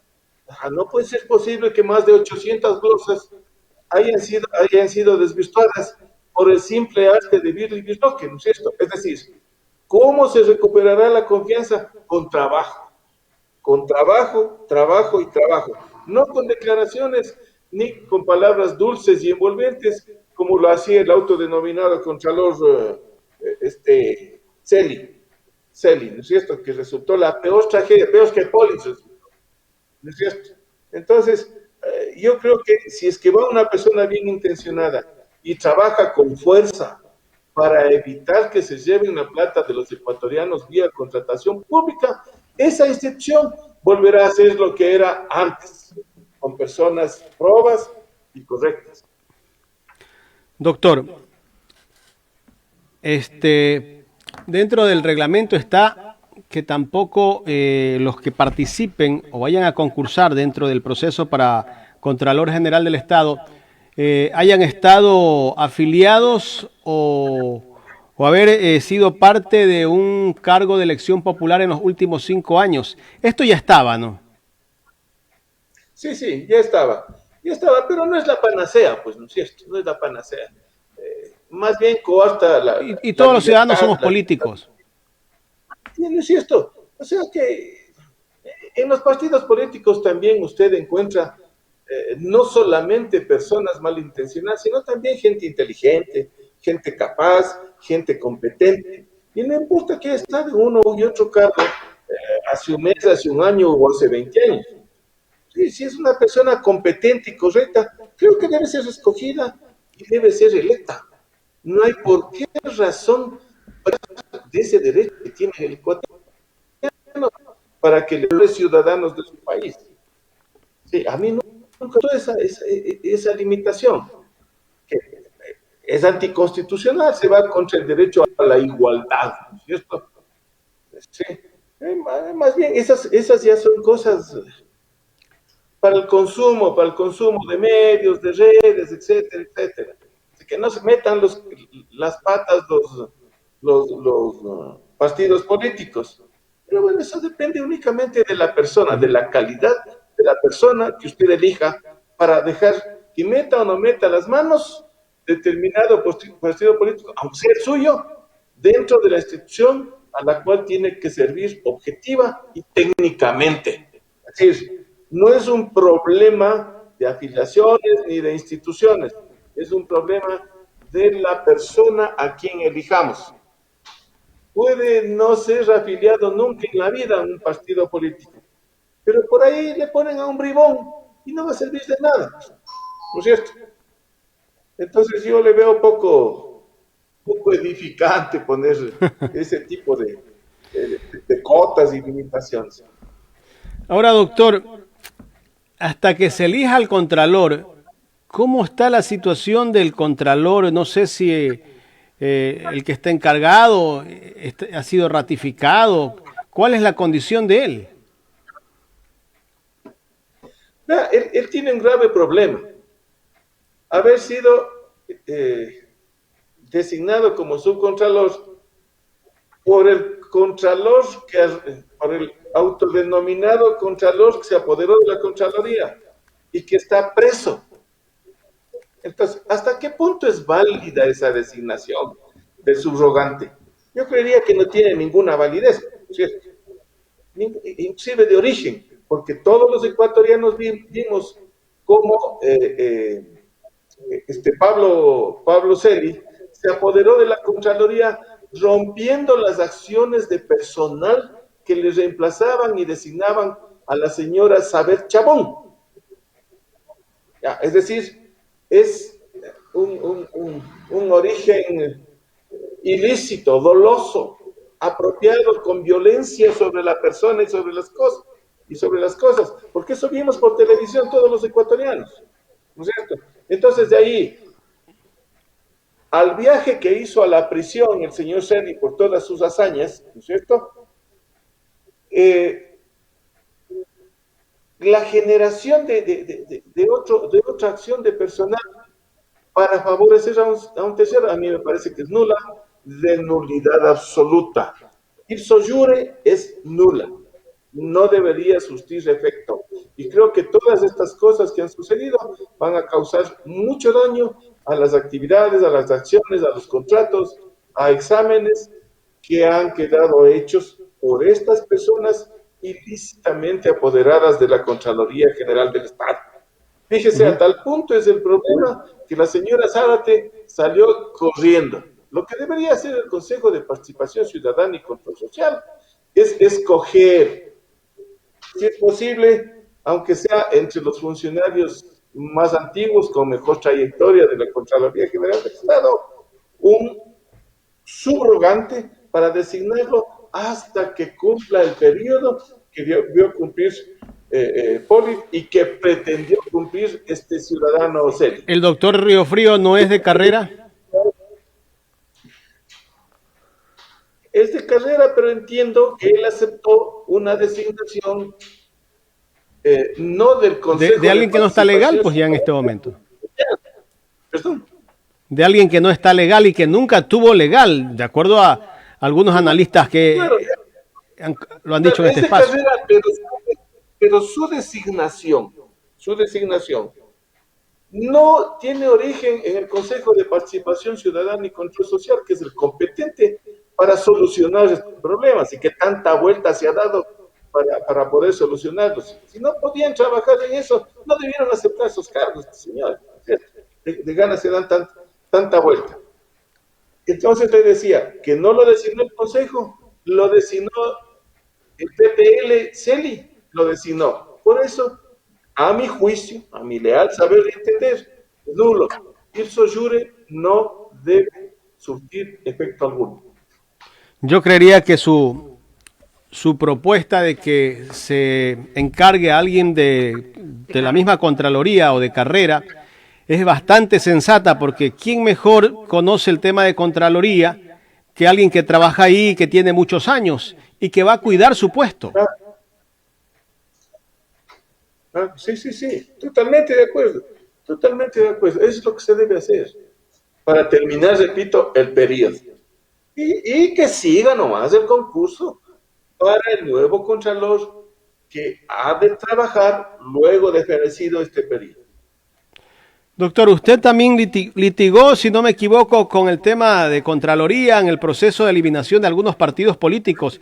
Esto, lo que hemos visto en estos últimos meses, donde el señor Celi está detenido por un sinnúmero de acusaciones que tiene, y no lo han detenido porque acá en Ecuador se lo investigó. Lo detienen porque viene la orden desde Estados Unidos, donde se encuentra dinero a familiares de él y tantas cosas que se han dado y colaboró esa persona que está detenida. O sea, ver todo esto, doctor, encontrarnos con una persona que se dedicó a perseguir y no solo a eso, a cobrar, alguien decía por allí, aprovecharse y cobrar peaje, como un peaje de carretera. Si quieres pasar por aquí tienes que pagar y si no pagas te sanciono. Te gloso. O te gloso. Así es. Esa es la pura y neta verdad. Se convirtió en un chantajista, se convirtió en un no sé si la palabra quepa, en un coimero, ¿no es cierto? Porque eso es lo que sucedió. Era Vox Populi de que en el despacho de uno de sus parientes se arreglaban las cosas, se arreglaban las glosas, los indicios de responsabilidad penal, los indicios de responsabilidad civil y administrativa. Y tenía él todo un equipo para hacer todas estas cosas que van en contra de la moral y las buenas costumbres. Y por ahí veo que están pasándose de puntillas, por detrás del biombo de la ley, se están pasando algunos ciudadanos que fueron muy cercanos de él, muy cercanos, y que tienen una historia en hacer este tipo de cosas, no reciente, sino ya de cierta trayectoria.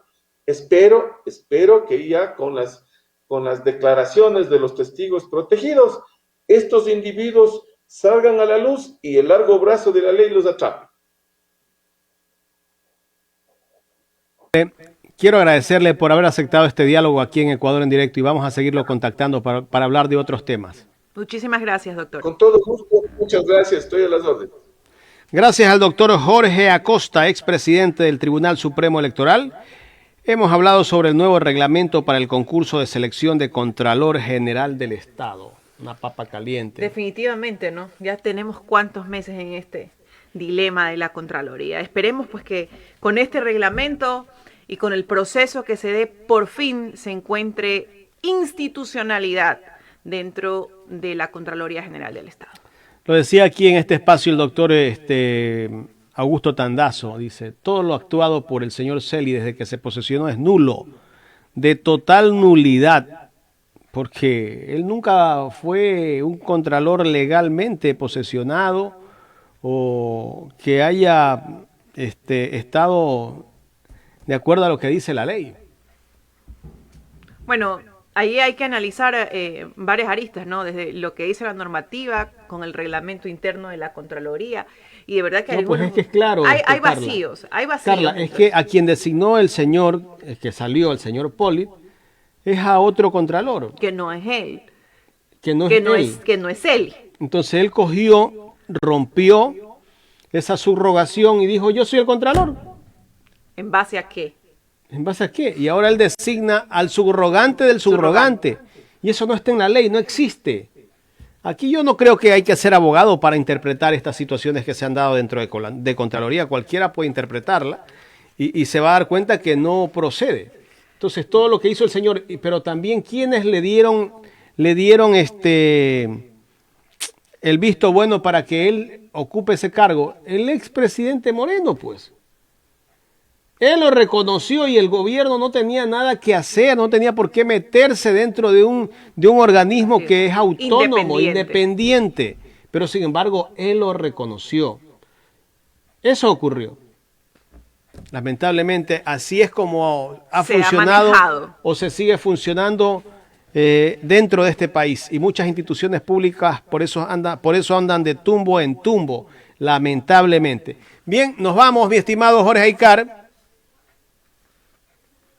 Vamos con algo que tiene Jorge. A ver, Jorge. Hoy es el Día. Mundial del Cerebro. Todos los días tiene que funcionar el cerebro. Lamentablemente, el día que no funciona, no existimos. Esperemos que algunos hagan funcionar bien su cerebro, sobre todo a quienes manejan. Eso es lo importante, que el cerebro destino. funcione bien. Qué bien, gracias Jorge. Tenemos otro día. A ver, hoy es el Día Mundial contra la minería a cielo abierto.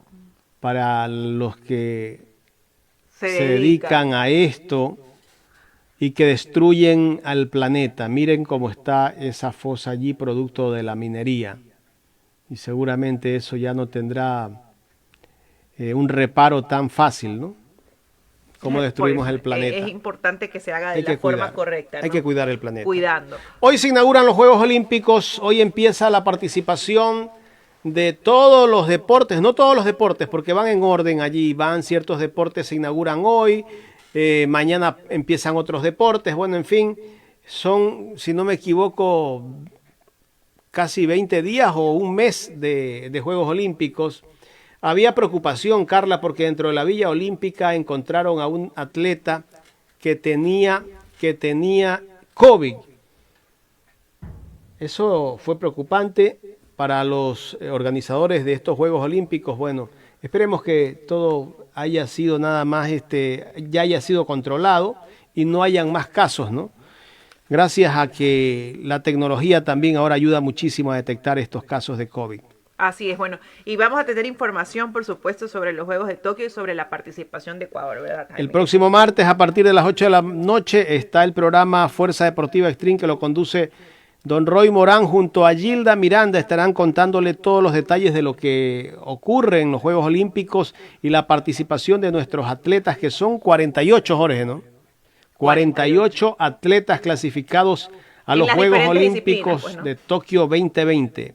Uno de los deportes que más atletas ha llevado es el atletismo, sí, valga la redundancia. El atletismo es uno de los deportes que más participantes tiene, y gracias pues a esos dirigentes también que se han dedicado con total apoyo para poder clasificar a tantos deportistas. Mire aquí esto, está, ¿no? mire. Tenemos atletismo, boxeo, ciclismo. Pero vamos leyendo los que están de atletismo. Alex Quiñones, Glenda Morejón, esta chica que ganó un torneo internacional en México y que entrenaba con sus zapatitos rotos. Carla Jaramillo. Carla Jaramillo es en 20 kilómetros marcha, especialista. Paola Pérez, 20 kilómetros marcha. Brian Pintado, Jordi Jiménez, David Hurtado, Andrés Chocho, Claudio Villanueva en marcha, Jonathan Amores en marcha, Paola Bonilla en maratón, Rosa Chacha en maratón, Ángela Tenorio en 100 metros y relevos, Anaí Suárez. Bueno, en fin, están todos los deportes. Aquí está el atletismo, boxeo. Carla, ¿qué más tenemos? Tenemos ciclismo, levantamiento de pesas, golf, ecuestre, lucha, pentatlón, judo, triatlón, natación, surf, miren, surf, tiro con arco, tiro deportivo y tenis de mesa. Los detalles de estos deportes usted lo puede ver en Fuerza Deportiva Stream los días martes a partir de las 8 de la noche. Ahí vamos o 20 a tener, horas. Van a tener allí está don Roy Morán con Gilda Miranda para contarles todo lo que ocurre y también entrevistas con los mismos atletas desde Tokio. Así es, miren, vamos a tener un programa súper completo los días martes, así que para todos esos aficionados al deporte, y no solamente los aficionados, sino todos los ciudadanos que sigan. Así que les mandamos muchísima fuerza a todos nuestros representantes en los diferentes deportes. Esperemos tener, pues, no una, algunas medallas. Así es. Esperemos que venga una medalla, por lo menos una medalla olímpica en este momento que el país necesita. Y nuestro campeón de ciclismo, don Richard Carapaz, que también está dentro de estos Juegos Olímpicos por el ciclismo, y que recién obtuvo la medalla de bronce en el Gran Tour de París, o en el Tour de Francia. Bueno, ahí obtuvo la medalla de bronce y que participará en los Juegos Olímpicos. Ahora sí nos vamos, Carla. Ha sido un gusto, un placer. Para mí siempre será un placer compartir esta cabina junto a Carla. Gracias, muchísimas gracias a todos nuestros seguidores. Un saludo inmenso. No se olviden que nos pueden seguir a través de nuestras redes sociales también, ¿verdad? @Ecuador en Directo, en Facebook Ecuador en Directo, en Twitter, Instagram, Ecuador en Directo, en YouTube, en la plataforma www.ecuadorendirecto.com. También nos pueden seguir, sigan las noticias allí. Y no se olviden de compartir esta transmisión los que están viéndonos en Facebook. Y seguir la página, los que están viendo en YouTube también, ponerle el me gusta y suscribirse al canal de YouTube de Ecuador en Directo. Nos vemos, Carla. Un fuerte abrazo, nos vemos. Gracias a todos ustedes, nos vemos el día de mañana viernes cuando el reloj marque las 8:30, perdón. 8:30. Buen día.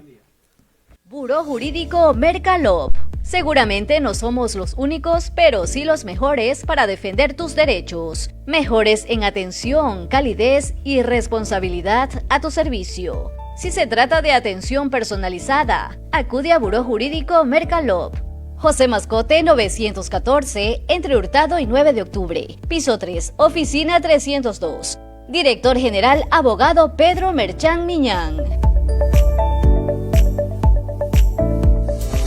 La mejor costilla de cerdo de Guayaquil está en Aladino Parrillada. Picaña, lomo fino, chuleta de cerdo, bife, pechugas de pollo, chorizos, parrilladas. Te esperamos en la Ciudadela Quisquís, Avenida Las Aguas y Costanera Esquina. Aladino Parrillada. Atendemos en el local y delivery.